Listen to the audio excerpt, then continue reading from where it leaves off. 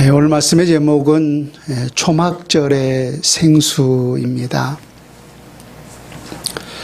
우리 계속해서 살펴보고 있는 이 요한복음 7장의 말씀은 이스라엘의 최대 명절이라고 할 수 있는 바로 이 초막절을 배경으로 하고 있는 것을 알 수가 있습니다.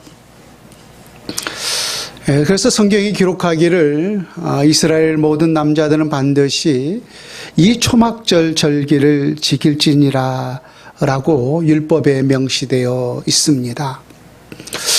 그런 면에서 우리가 예수님의 그 혈통을 본다면은 예수님 바로 다윗의 자손으로 이 땅에 오시지 않았습니까? 그래서 바로 유대의 혈통이었다라고 하는 거죠.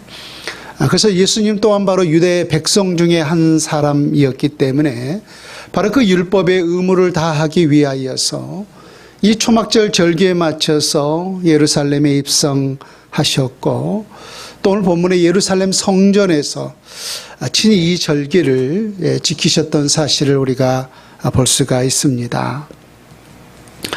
또 오늘 우리가 함께 읽은 이 본문 역시 바로 이 초막절 이 절기 중간에 일어난 사건을 기록하고 있는데요. 시작하는 이 37절에 이 초막절을 이렇게 기록하고 있어요.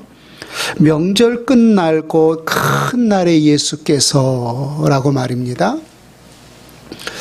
그래서 우리가 언뜻 이 말을 생각해 보았을 때 명절 끝날 곧 큰 날이라고 하는 것은 이 초막절은 우리가 일주일 동안 지냈던 사실을 알 수가 있잖아요.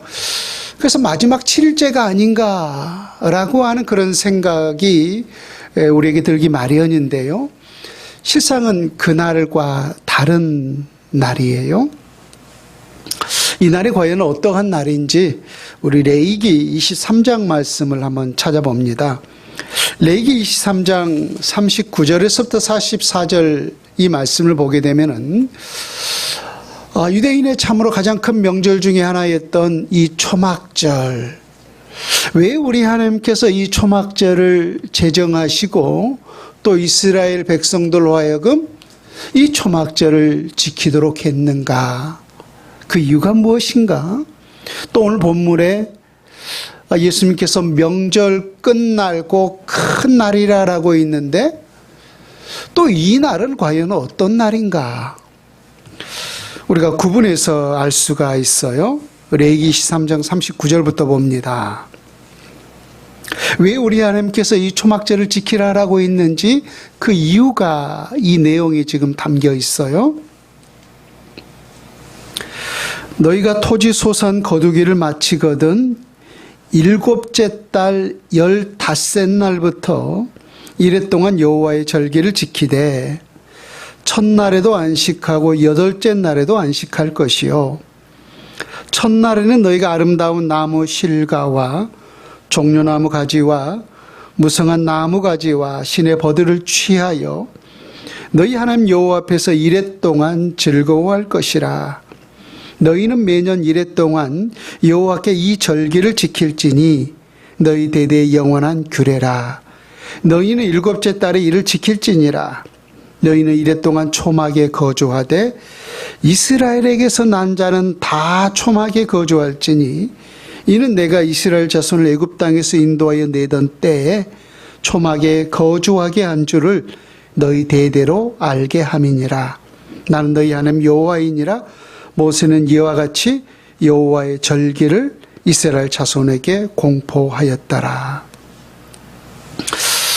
이 초막절의 절기를 제정하게 된 이유는 한마디로 해석해서 설명을 드린다면은 여호와께서 너희 조상들에게 베풀어 주셨던 그 은혜를 잊지 않도록 하기 위하여서 바로 이 초막절 절기를 지키게 하셨다라고 하는 거예요.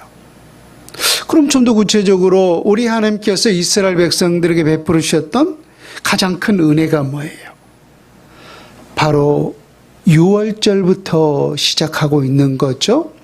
이스라엘 백성들이 애굽에서 430년 동안 노예로 있었을 때 바로 그 마지막 장자의 죽음을 통하여서 이스라엘 백성들이 애굽에서 해방되지 않았습니까? 그래서 이스라엘 백성들에게서 가장 큰 은혜의 그 출발점은 바로 이 유월절이에요. 유월절. 근데 오늘 초막절은 바로 그 유월절 이후에 이스라엘 백성들이 그 애굽에서 탈출하여서 광야에서 40년의 삶을 살았잖아요.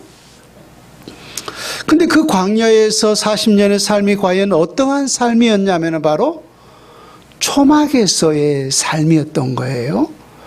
우리가 보통 어떠한 곳에서 정착해서 산다 그러면은 좀 야무지게 우리의 추위를, 우리의 더위를 이렇게 우리가 보호할 수 있는 안정된 집을 짓고 사는 게 우리 모든 인간의 기본적인 욕구 아닙니까?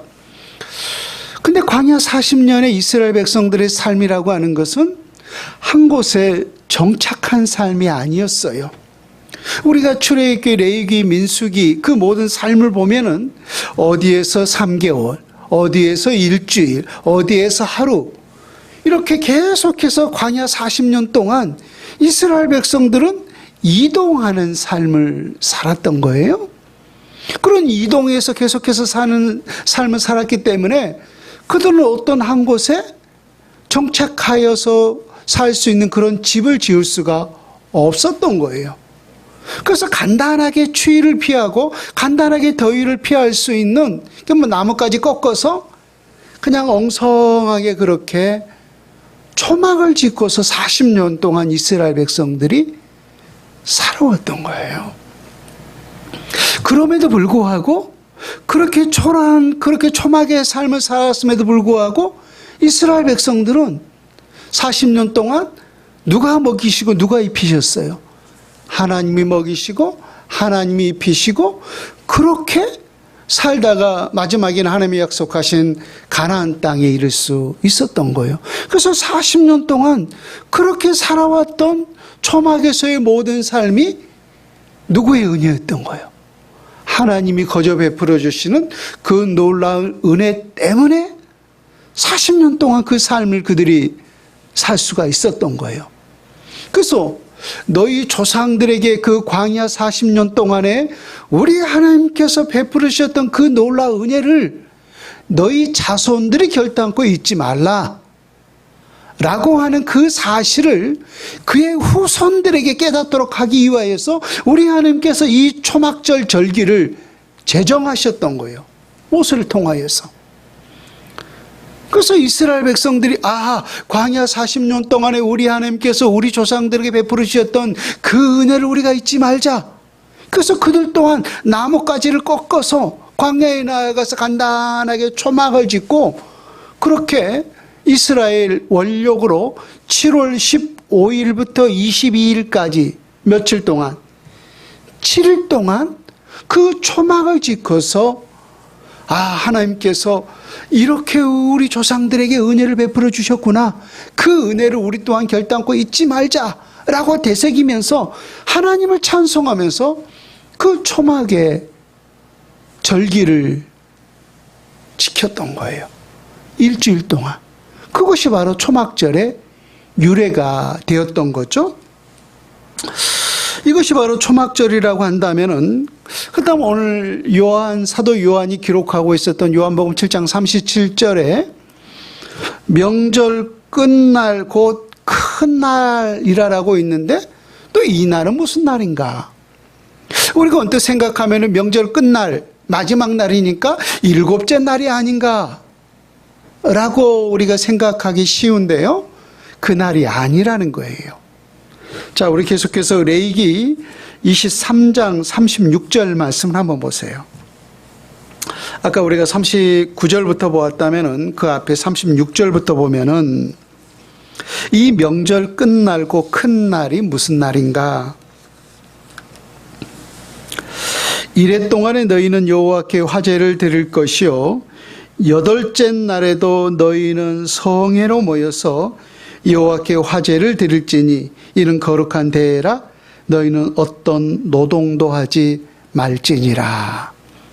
지금 이스라엘 백성들이 그들의 달력으로 7월 15일부터 22일까지 일주일 동안 이 초막절을 지켰잖아요. 근데 그 7일이 끝나고 이어진 8일째 어떤 날을 또 지키라고 말씀하셨던 거예요. 그 명절 끝날 8일째 너희 모든 백성들이 함께 모여서 성회로 또 대회로 지키라라고 했어요. 그러니까 지금 이 초막절이 이 이스라엘 백성들이 각 사람별로 각기 그 초막절을 초막에서 집을 짓고 살아왔다면은 마지막 8일째는 성회로 모였던 거예요.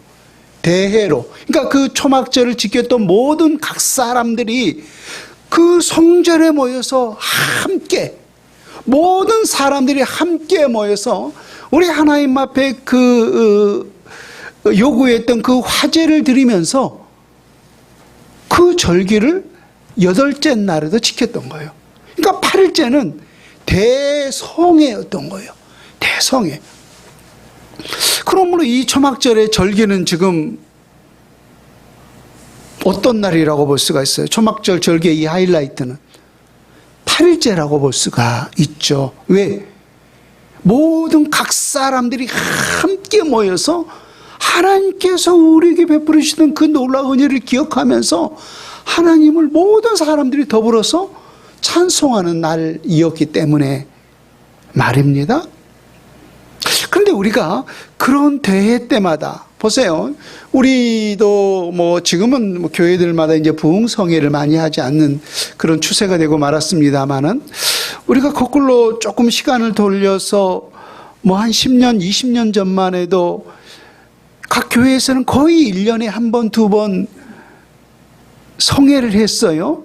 그래서 심령 부흥대 성회라고 표현을 했어요. 부흥성회. 그래서 그 부흥성회에 모든 각 사람들이 참여할 뿐만 아니라 모든 자식들까지도 데려오기도 하고 또 믿지 않는 이웃들 있다면 이웃 사람들까지도 그 대부흥의 성에 우리가 초청한단 말입니다. 그래서 그 부흥성에 있어서 정말로 중요한 게 뭐냐면은 메시지가 뭐냐는 거예요. 이번 부흥성의 메시지가 뭐냐. 그래서 그 부흥성에 우리 모든 그 성에 참여하는 모든 사람들에게 은혜를 끼칠 수 있는 그런 강력한 영적이 있는 그런 소위 부흥사들을 초청해서 그 날에 그 시간에 그 대회의 메시지를 전하는 것 아니겠습니까? 그래서 그 성에 있어서 정말로 메신저가 누구인가? 또 메신저보다 더 중요한 게 오늘 그 메신저를 통하여서 우리에게 어떠한 메시지가 전해지는 것인가? 그것이 굉장히 중요한 것 아니겠습니까? 왜? 그 메시지를 통하여서 우리 영혼이 살아나고 그 메시지를 통하여서 우리가 기도해야 할 제목을 또한 붙잡기 때문에 말입니다. 그런데 여러분, 오늘 이 초막절 대성회 가운데 메신저가 누구였냐면 바로 예수님이셨고 또 주 메시지 곧 말씀이 무엇이었는가라면은 우리가 함께 읽은 37절과 38절의 말씀이 바로 이 초막절 대성에 있어서의 메시지였다는 거예요. 자, 그 메시지를 우리가 다시 한번 봅니다. 명절 끝날 그 큰 날에 예수께서 서서 외쳐 이르시되 누구든지 목마르거든 내게로 와서 마시라. 나를 믿는 자는 성경의 이름과 같이 그 배에서 생수의 강이 흘러나오리라 하시니. 그 생각해 보면은 예수님께서 왜 이 초막절 가운데 느닷없이 이 생수에 대한 말씀을 하셨는가 라고 하는 거예요. 다시 말해서 이 초막절과 이 생수에 대한 말씀이 무슨 관계가 있길래 남대없이 예수님께서 이 메시지의 말씀을 주셨는가라고 하는 거예요. 우리가 언뜻 생각하면은 지금 앞뒤 이 맥이 맞지 않은 것 같아요. 우리가 그 대화에 있어서 느닷없이 어떤 또 다른 주제를 꺼낼 때 우리는 그런 말을 할 때가 있어요. 참 이 사람 왜 맥락 없이 이런 말을 하느냐라고 말입니다. 근데 이제까지 예수님께서 요한복음 7장에서 하셨던 그 말씀을 우리가 한번 되새겨 봐요. 한마디로 우리가 압축한다면은 예수님이 메시아인가? 메시아가 아닌가? 지금 그것으로 인해서 많은 논란들이 있어 왔잖아요. 그래서 어떤 사람들은 메시아가 맞다, 아니다, 뭐 거짓 선지자다. 아니, 예수님이 이런 놀라운 이 표적을 행하는 거 보니 메시아가 아닌가? 이러면서 엄청난 이 논쟁거리였잖아요. 또 예수님이 메시아라고 하는 그것 때문에 심지어 이 사내들은 공회원들은 예수님을 잡아 죽이려까지 하고 말입니다. 그래서 요한복음 7장에서 사도 요한이 기록했던 모든 메시지의 이 주된 내용을 보게 되면은 예수님이 메시아인가 메시아가 아닌가 라고 하는 그런 대화의 내용이었던 사실을 우리가 알 수가 있어요. 근데 갑자기 지금 이 초막절 명절 끝날 그 대성회 가운데 예수님께서 하신 그 메시지의 말씀은 생수를 꺼내고 있다는 거예요. 자기 자신이 목마르지 않는 영원한 생수다. 내게로 와서 이 목마르지 않는 이 영원한 생수를 마시라 라고 말입니다. 물론 예수님께서 이와 같은 말씀을 하신 적이 있었어요. 요한복음에서. 여러분 기억나실 겁니다. 요한복음 4장에 있었던 사건인데요. 예수님께서 유대에서 갈릴리로 가실새 어디를 통과해야겠는지라, 사마리아를 통과해야겠는지라 라고 있잖아요. 근데 그것이 제자들에게는 이상하게 들렸다라고 있어요. 왜? 유대 모든 사람들은 사마리아 땅을, 또 사마리아 사람들을 굉장히 경멸했잖아요. 과거 그 혼혈 정책 때문에 말입니다. 그래서 종종 유대인들은 결단코 그 사마리아 땅조차 밟지 않는 것이 선례인데 예수님께서는 의도적으로 그 사마리아 땅을 통과하셨어요. 그리고 그 야곱의 우물가에 있었던 한 여인을 만났죠. 더더구나 그 여인에게 내게 물 좀 달라라고 하면서 대화까지 예수님이 입을 열어 말씀하시네. 그래서 그 여인이 깜짝 놀라면서 당신은 유대인으로서 어찌하여 사마리아인 여자인 나에게 물을 좀 달라 하나이까? 라고 말을 하잖아요. 근데 그 여인이 어떠한 여인이었어요? 한마디로 세상 것에 목마른 여인이었잖아요. 과거에 남편이 5이나 있었고 지금 있는 그 남편도 실상은 자기 남편이 아니었다라고 하는 사실을 알 수가 있었어요. 근데 그런 여인에게 예수님이 마르지 않는 그 샘솟는 영원한 생수를 주었어요. 근데 그 생수가 누구였어요? 실상은 예수님 거기서 물을 퍼줬습니까? 아니잖아요. 예수님 자신을 그 여인에게 주셨던 거예요. 다시 말하면 예수님이 그 여인을 만나 주셨던 거예요. 그래서 세상 것에 목마른 그런 여인이었지만은 그 여인이 예수님을 만난 이후에 어떤 삶을 살았어요? 아마 여러분 또 기억할 거예요. 왜 그 여인이 낮 12시에 그 야곱의 우물가에 찾았는지. 그 과거가 다른 사람들의 눈에 띌까 봐라고 있잖아요. 그 사람들은 늘 다른 사람의 이목도 때로는 중요하잖아요. 그래서 다른 사람들의 눈에 띄면 나를 욕할까 봐. 왜? 자기 자신의 그 과거에 부끄러운 모습이 있었기 때문에 말입니다. 그래서 아무도 찾지 않는 그 12시에 그 야곱의 우물터를 찾아왔던 거예요. 그래서 늘 사람을 피해 다녔던 그런 여인이었건만 그 목마르지 않는 영원한 생수를 마신 이후에 어떻게 그 여인이 변화되었습니까? 물동이를 다 버려두고 오히려 그 많은 사람들이 있는 그 동네에 들어가서 내가 오늘 누구를 만났노라, 내가 오늘 그리스도를 만났노라 라고 하면서 많은 사람들에게 그리스도의 복음을 담대하게 외쳤던 사실을 우리가 볼 수가 있어요. 그러고 본다면 그 야곱의 우물가에서 목마른 그 여인에게 목마르지 않는 그 영원한 생수를 주셨던 그 사건을 우리가 생각해 본다면은 이거 맥락 없어요? 맥락 있어요. 분명히 맥락, 이 이어지고 있다라고 하는 사실을 우리는 분명히 알 수가 있단 말입니다. 근데 요한복음 7장에서 지금 이러한 주제로 갖다가 느닷없이 예수님께서 그 초막절 절기에 많은 사람들에게 메시지를 선포하기를 내 배에서 생수의 강이 흘러나오리라 라고 하면서 목마르지 않는 생수를 마시라 내게로 와서 라고 선포하고 계셨던 거예요. 근데 우리가 참 감사한 것은 우린 예수님이 무슨 말씀을 하시더라도, 그렇죠? 어떤 장소에 어떠한 말씀을 하시더라도 예수님이 하신 그 말씀은 틀림없는 진리라고 하는 그 말씀을 인정하게 되고 인정하고 있고, 또 어떤 장소에서 하신 말씀이라 할지라도 내가 한 말씀이다라고 하면 맥락 없게 여러분들이 인정할지 모르지만은 예수님이 하신 말씀이다라고 한다면은 그것은 분명히 때에 합당한 말씀으로 우리 모두가 인정하고 있다라고 하는 사실이에요. 그렇죠?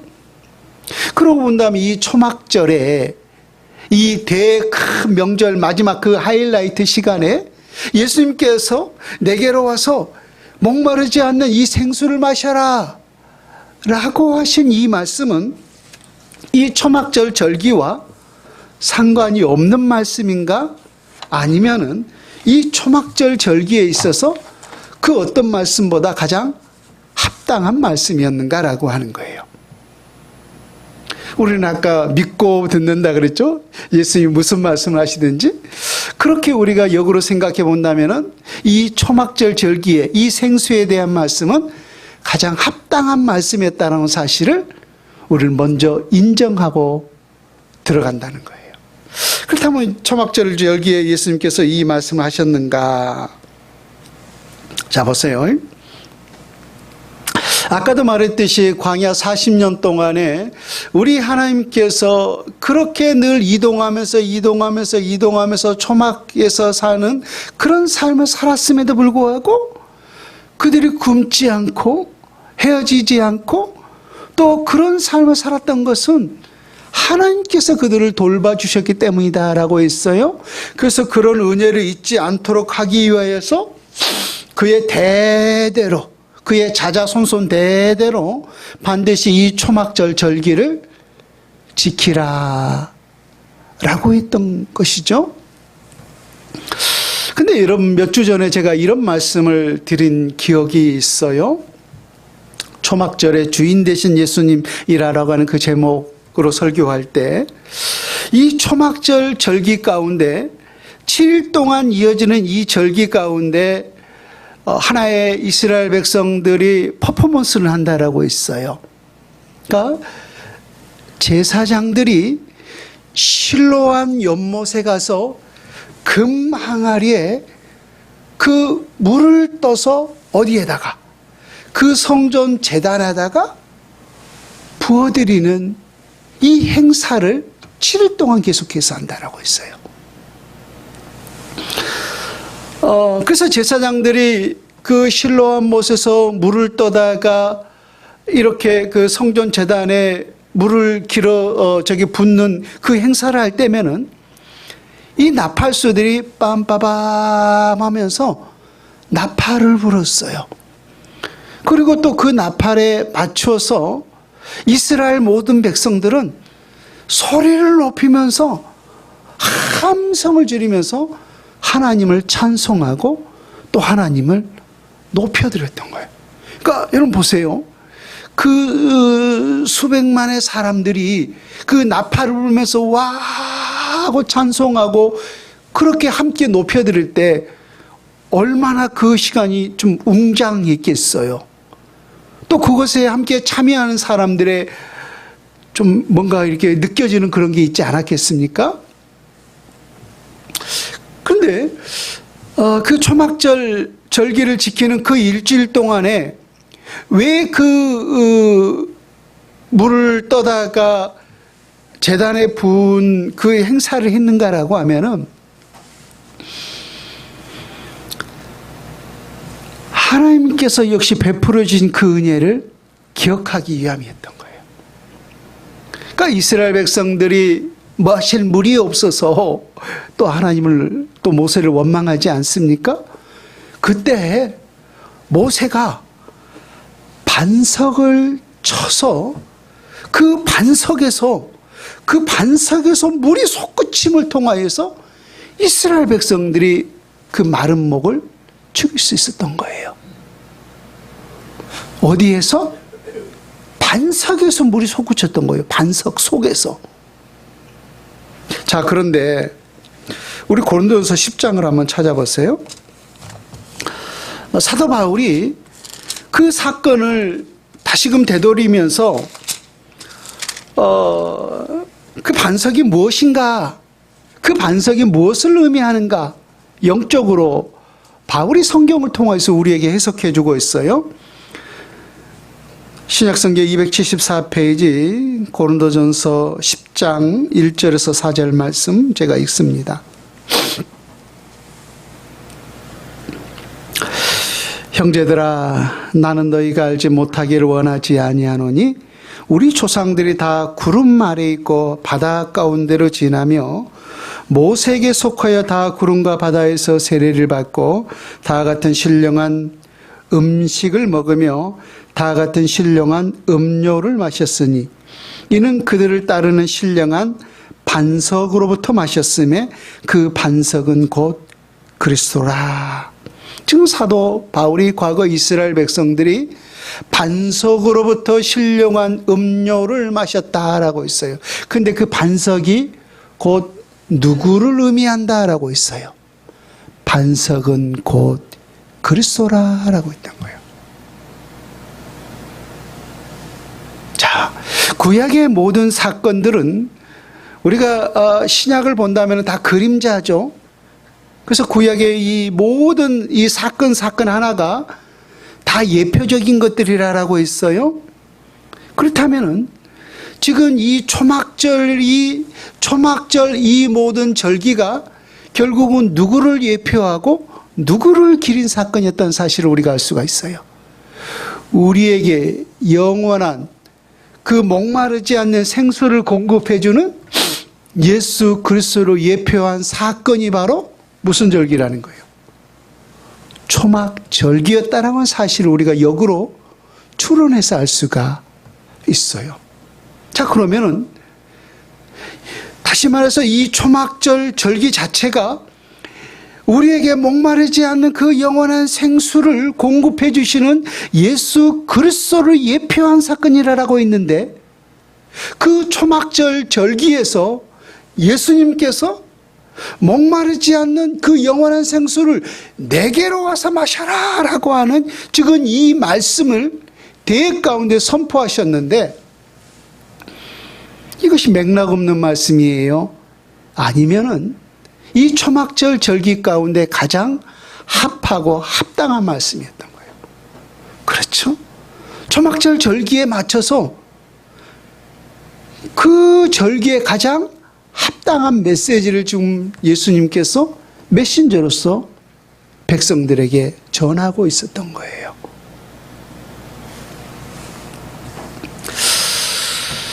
그런데 안타까운 것은 이런 예수님의 초청에 대한 반응을 한번 보십시오. 40절에서 다시 오늘 본문으로 돌아와서 요한복음 7장 40절부터 보면은 이 말씀을 들은 무리 중에서 어떤 말씀?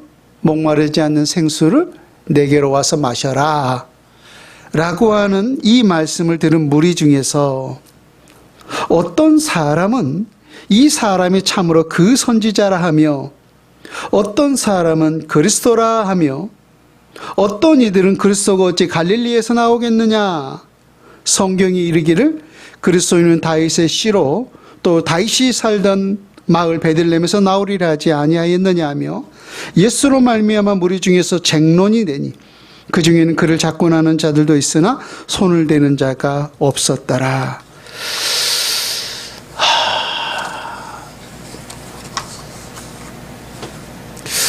우리가 대성회 가운데 우리에게 어떠한 그 메신저를 통하여서 강력한 메시지가 우리에게 공급되었다면은 우리는 그 말씀의 은혜를 받고서 때로는 눈물을 흘리기도 하고 때로는 그렇게 살지 못한 우리네 인생을 바라보면서 가슴을 치며 통회하며 자복하는 사람들도 분명히 있을 거예요. 그것이 순전한 자의 모습 아닙니까? 근데 지금 그 대성의 가운데 예수님께서 메신저로서 이렇게 강력한 그 초막절에 가장 합당한 메시지를 지금 그들에게 전달했건만 지금 그들의 공통적인 반응은 뭐예요? 그 메신저에 대해서 쟁론이 일어났던 거예요. 쟁론이. 그러니까 지금 그 메시지는 전혀 상관없고 그 말씀을 전하고 있는 그 메신저에 대해서 이 사람이 어떠한 사람인가? 여러분, 메신저는 아무것도 아니에요. 말씀을 대언하는 이 메신저는 아무것도 아니에요. 마른 막대기 같은 존재에 불과한 거예요. 중요한 것은 그 메시지인 것이잖아요. 근데 지금 이 말씀을 들었던 많은 사람들은 그 메시지는 전혀 상관하지 않고 관심도 없고 그 메시지를 전하고 있는 그 메신저에만 지금 관심 있는 거예요. 그래서 지금 이 사람은 첫 번째는 뭐라는 거예요? 그 선지자다라고 하는 거예요. 그 선지자. 아마 여러분 우리가 그 본문을 찾아보았기 때문에 기억하실 거예요. 신명기 18장 15절에 모세가 이스라엘 백성들에게 나와 같은 선지자 하나를 내 백성 가운데서 일으키니 너희는 그의 말을 들을지니라 라고 있잖아요. 그래서 우리가 지난 요한복음에도 예수님이 그 강력한 그런 표적과 기적의 역사를 할 때 혹시 그 선지자가 아니냐 라고 말한 사람들도 있었잖아요. 이것은 분명히 메시아에 대한 예언이었던 거예요. 그래서 그 선지자가 아니냐 그렇게 지금 말로만 했던 거예요. 그렇게 주장했다면은 그를 영접해야 되는 것이 마땅한 일 아닙니까? 근데 혹시 그 선지자가 아니냐 그렇게 지금 쟁론만 했다는 거예요. 두 번째, 또 어떤 사람은 예수님을 보면서 뭐라고 했어요? 이 사람이 그리스도가 아니냐. 오호, 직접적으로 예수님을 그리스도가 아니냐라고 한 사람이 있었다는 거예요. 역시 그렇게 보았다면은 중요한 것은 우리가 그리스도로 이 사람이 그리스도다 그렇게 우리가 손가락을 가르치면서 인정하는 것이 중요한 것이 아니라 그가 그리스도라면 그리스도로 우리가 영접하는 것이 중요한 것이잖아요. 믿지 않는 사람이 예수가 그리스도야, 예수가 메시아야 그렇게 말하는 것이 중요한 거예요. 아니면 그를 나의 그리스도로 영접하는 것이 중요한 거예요.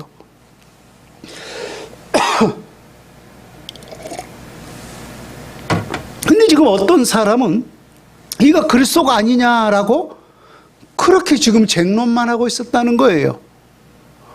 또 세 번째는 그에 맞춰서 어떤 사람은 야, 어떻게 그 사람이 그리스도일 수가 있느냐? 그러면서 하는 말이 그리스도가 어떻게 갈릴리에서 나겠느냐? 그리스도는 분명히 성경에 기록하기를 베들레헴에서 나기로 하지 아니었느냐라고 하는 거예요. 우리가 지난주에도 이 말씀을 했죠. 하나님의 말씀을 안다라고 했지만은 그들이 다 알고 있는 거예요. 아주 부분적으로 알고 있었던 거예요. 지난번에도 그 사람이 분명히 갈릴리 나사렛 사람이 아니냐라고 했지만은 그것도 실상은 안다라고 했지만 부분적으로 알고 있었죠. 예수님 분명히 베들레헴에 태어나셨잖아요. 그러나 그때 헤롯 대왕이 저 동방의 박사들이 와서 왕이 나셨도다. 우리가 그를 경배하러 하노라. 라고 하는 그 소문을 듣고서 헤롯 왕이 2세 이하의 모든 아이들을 다 죽이는 엄청난 비극적인 살인 유대 땅에 임했잖아요. 그래서 예수님께서 피하여서 어디로 갔어요? 애굽에 갔다가 다시금 베들레헴에 돌아오려 했지만은 또 다른 자가 나타났기 때문에 베들레헴으로 오지를 못하고 나사렛으로 왔어요. 그래서 나사렛 사람으로 자랐던 거예요. 그런데 오늘 이 사람 역시 아니 어찌 메시아가 그리스도가 갈릴리에서 나겠느냐라고 있는데 이 사람 역시 지금 알고 있다라고 있지만 알고 있는 거예요. 실상은 모르고 있었던 거예요. 모르고 있었던 거예요. 부분적으로만 알고 있었던 거예요. 또 심지어 어떤 사람은 예수님을 지금 그를 잡고자 하는 자들도 있었으나라고 있잖아요. 예수님을 붙잡아서 뭐 감옥에 가두든지 죽이려고 했던지 모르겠지만은 지금 예수님을 붙잡아서 지금 어찌하려고 하는 그런 자들도 있었다는 거예요. 그럼에도 불구하고 예수님 붙잡지 못한 이유가 뭐예요? 중요한 것은 예수님이 아직 그 때가 되지 않았기 때문이었던 거죠. 왜? 예수님 십자가를 지셔야 되는 거잖아요. 그래서 그 때가 아직 이르지 못했기 때문에 그들이 예수님을 어찌할 수가 없었던 거죠. 저는 이 말씀을 이들의 반응을 보면서 이런 생각을 해봐요. 믿지 않는 교회 밖의 사람들은 그렇다 치더라도 예수님에 대해서 우리는 예수님을 믿는다라고 하는 사람들이잖아요.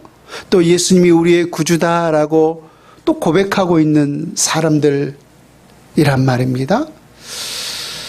그런데 우리는 과연 예수님께서 우리에게 명하신 그 그리스도인의 온전한 삶을 믿는 자로서 과연 살고 있는가? 라고 하는 사실이에요. 오늘 본문에서도 보면 분명히 이 사람이 그리스도다 라고 입술로는 인정했어요. 물론 우리의 입술로 인정하는 것도 분명히 중요한 고백 중에 하나예요. 그러나 단지 우리가 입술로만 고백하고 언제나 그렇게 그리스도와 더불어 그리스도인으로서 살지 못한다면은 그 또한 온전한 그리스도인일 수가 없다라고 하는 사실이에요. 우리 마태복음 7장 20절 말씀을 같이 한번 찾아봅니다.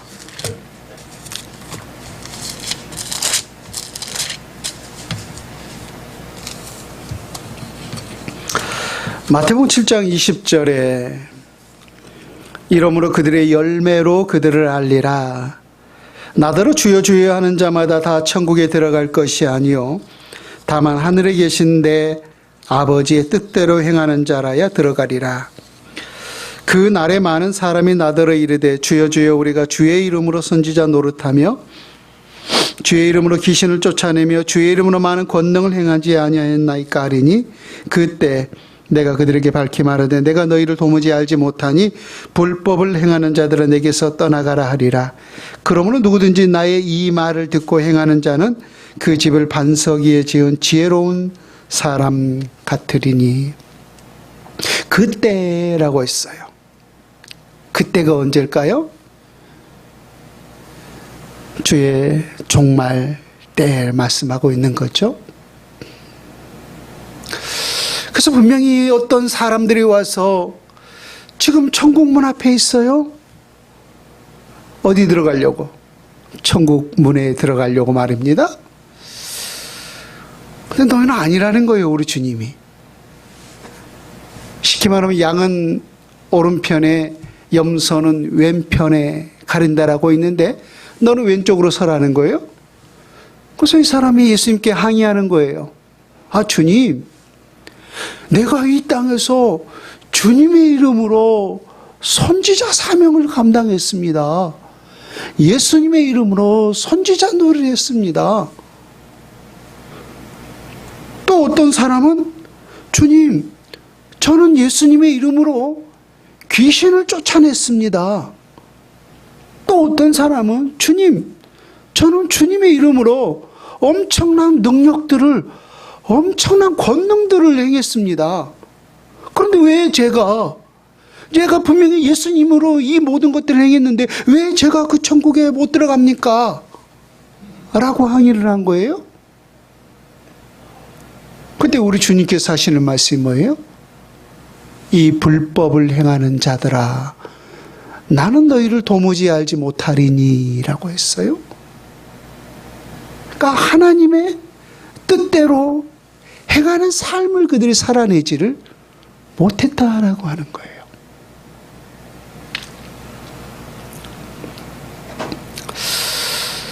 그래서 정말로 우리에게 중요한 것은 예수가 그리스도라고 우리의 입술로 시인하고 인정하는 것도 중요하지만은 더 중요한 것은 그리스도와 더불어서 그리스도인으로서 살아낼 수 있는 그 삶이 우리에게 더 중요하다는 거예요. 근데 감사한 것은, 자, 오늘 본문 37절과 39절 말씀을 다시 한번 보세요. 요한복음. 명절 끝날 곧 큰 날에 예수께서 서서 외쳐 이르시되 누구든지 목마르거든 내게로 와서 마시라. 나를 믿는 자는 성경의 이름과 같이 그 배에서 생수의 강이 흘러나오리라 하시니 이는 그를 믿는 자들이 받을 성령을 가리켜 말씀하신 것이라. 예수께서 아직 영광을 받지 않으셨으므로 성령이 아직 그들에게 계시지 아니하시더라. 그 제자들이 이런 반응을 보였어요. 예수님께서 내가 너희들을 떠나 내 아버지께로 돌아가려 하노라.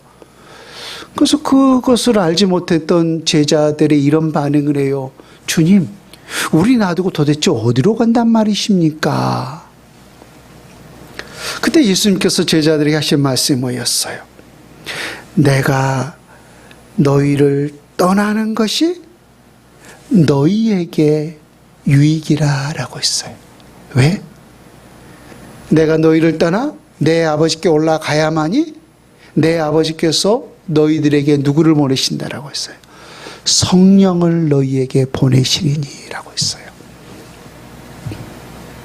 그래서 왜 우리가 그래도 감사한 게 뭐냐면은 우리가 그리스도인처럼 온전히 살아낼 수 있는 그 능력이 우리에게 있지 않다라고 하는 거예요.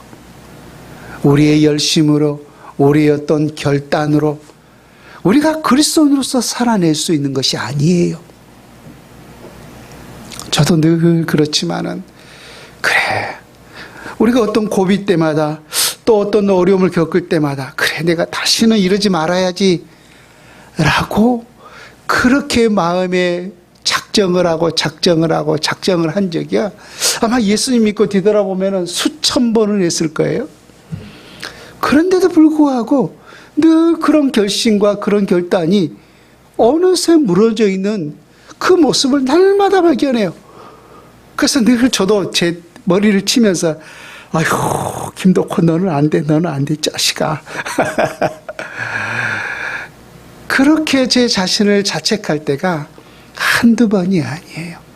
근데 왜 제가 감사한가라고 하면은 우리가 그리스도인으로 살아낼 수 있는 능력이 우리에게서 있는 것이 아니라 오늘 예수님께서 우리 가운데 보내주신 성령의 능력에 힘입어서 그 모든 일들을 행할 수가 있기 때문에 말입니다. 그래서 오늘 이 초막절 절기 가운데서도 예수님께서 흘러나오리라, 생수의 강이 흘러나오리라 하시니 이는 그를 믿는 자들이 받을 성령을 가리켜 말씀하신 것이라 라고 했어요. 그렇다면 예수님과 성령은 어떤 관계예요? 아주 밀접한 관계입니다. 예수님을 믿었을 때 그 선물로서 우리에게 뭘 주시는 거예요? 성령을 허락하신다라고 했어요. 사도행전에도 분명히 주의 사도들이 말씀하죠. 주 예수를 믿으라. 그리하면 너희에게 성령을 선물로 주시리니 라고 말입니다. 그래서 우리가 그 목마르지 않는 영원한 생수를 공급받기 위해서는 실상은 누구를 믿어야 되는 거예요? 예수 그리스도를 믿었을 때 그에 따라오는 결과가 결국은 성령 하나님이셨던 거예요. 그래서 이 땅에 우리 모두가 온전한 그리스도인으로서 삶을 살 수 있는 그 가장 큰 능력은 오직 주의 성령을 통하여서 우리에게 임하는 줄로 믿습니다. 그래서 우리의 힘도 아니고 우리의 결단도 아니고 우리의 열심도 아니고 우리의 노력도 아니라 우리가 날마다 우리 가운데 최고의 선물로 허락하신 그 주의 성령에 늘 충만한 삶을 살아갈 때 우리는 이 땅에서 날마다 이 거룩한 초막절의 절기를 하나님 앞에 합당하게 지켜낼 수 있는 줄로 믿습니다. 그런 은혜가 우리 모두에게 있기를 주 예수님의 이름으로 축원을 드립니다. 아멘.